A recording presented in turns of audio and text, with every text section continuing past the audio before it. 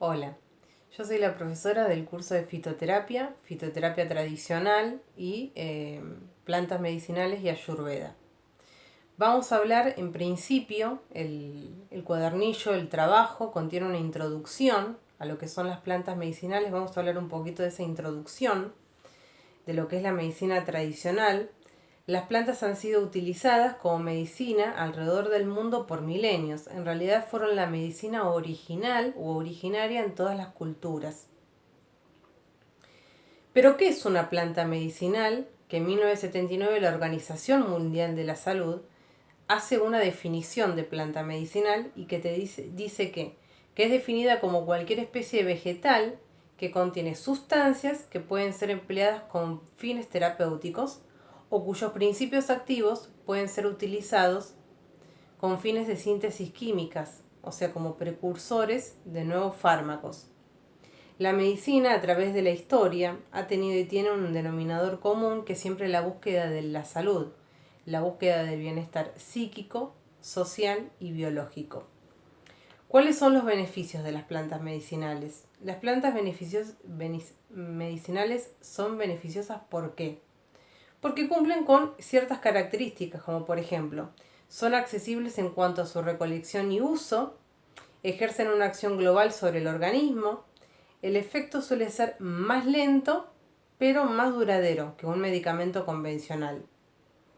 Sirven de complemento a tratamientos, con medicamentos convencionales. Son eficaces, no implican gasto de dinero ni de mucho tiempo para su preparación. Y presentan diferentes propiedades como por ejemplo plantas que son antiasmáticas, ginecológicas, antidiabéticas, plantas que son antisépticas o antimicrobianas o antihelmínticas, antifúngicas, poseen muchas propiedades las plantas medicinales, así como también poseen reacciones adversas y consecuencias del uso, ¿no? Hay reacciones adversas y hay consecuencias del uso de las plantas medicinales. ¿Cuáles son? Bueno, que los ensayos de calidad y los estándares de producción de las plantas medicinales tienden a ser menos rigurosos que en el caso de los medicamentos convencionales. Los medicamentos convencionales, los fármacos que se consumen, que se adquieren en la farmacia, han tenido estándares de producción y se ha comprobado su calidad, su eficacia, mediante métodos muy rigurosos, cosa que eso está ausente en el caso de las plantas medicinales. Es trabajoso, en el caso de las plantas medicinales, comprobar la eficacia y la seguridad de todas, la calidad del material y la dosificación varía aún dentro de cada país.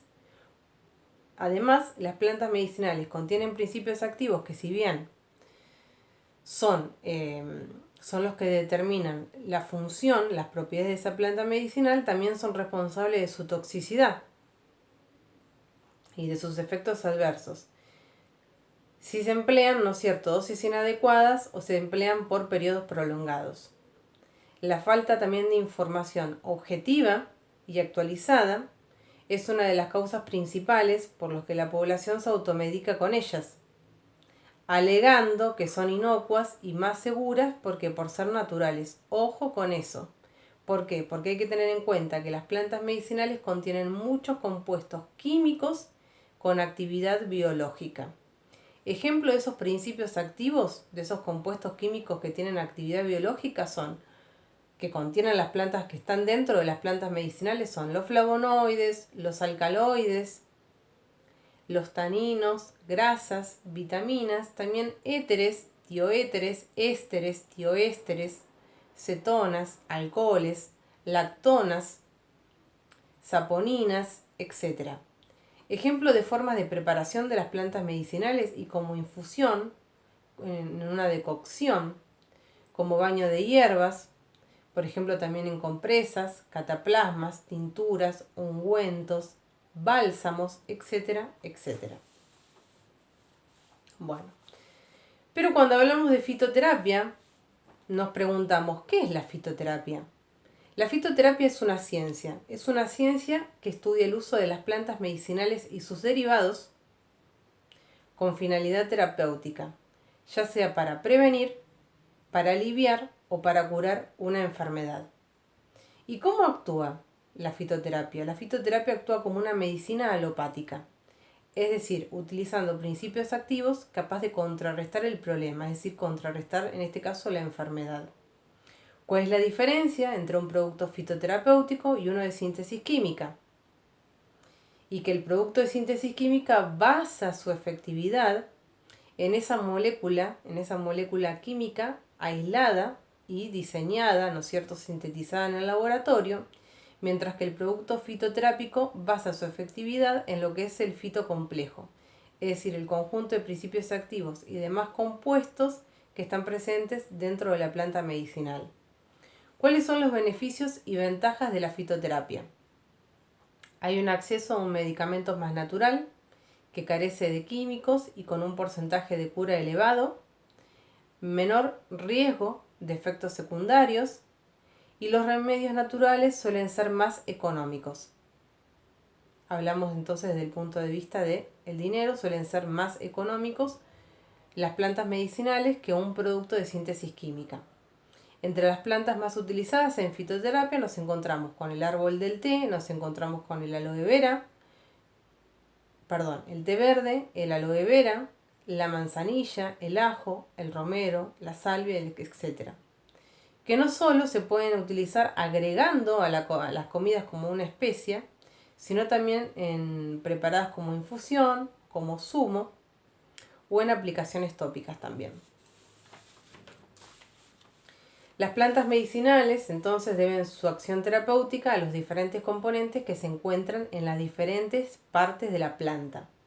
Estos compuestos varían en función de la especie, varían en función del suelo y en función del clima. Vamos a hablar de estos componentes, de estos distintos componentes que forman parte de las plantas medicinales. Por ejemplo, de los mucílagos. Los mucílagos están compuestos por polisacáridos. Los polisacáridos son grandes moléculas de azúcares.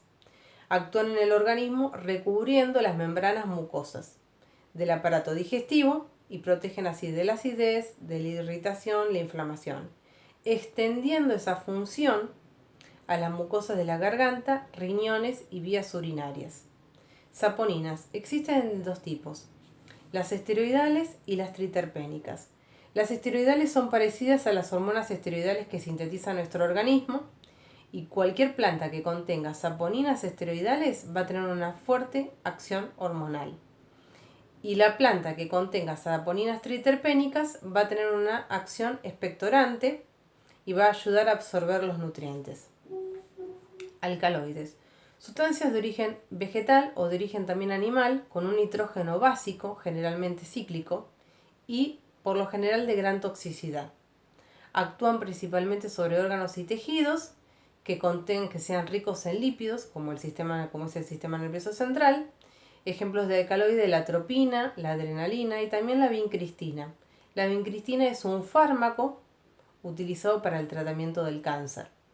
Principios amargos. Los principios amargos son sustancias que son diferentes entre sí, pero que se denominan así porque comparten, la característica que comparten es que tienen un desagradable y característico sabor amargo.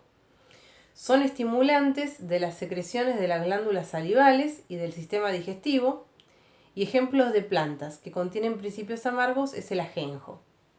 Ahora nos vamos a lo que son los glucósidos cianogénicos. Todo esto lo van a encontrar en el material del cuadernillo. En el curso están bien descritos cada uno de los componentes de las plantas medicinales. Glucósidos cianogénicos son sustancias que poseen como base cianuro. Uno escucha cianuro y se asusta.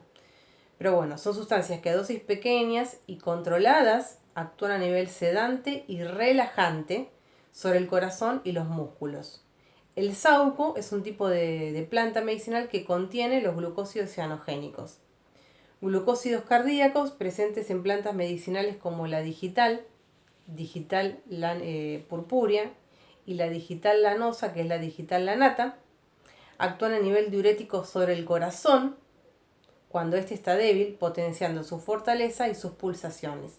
Y también actúan disminuyendo la presión arterial por acción diurética. Seguimos.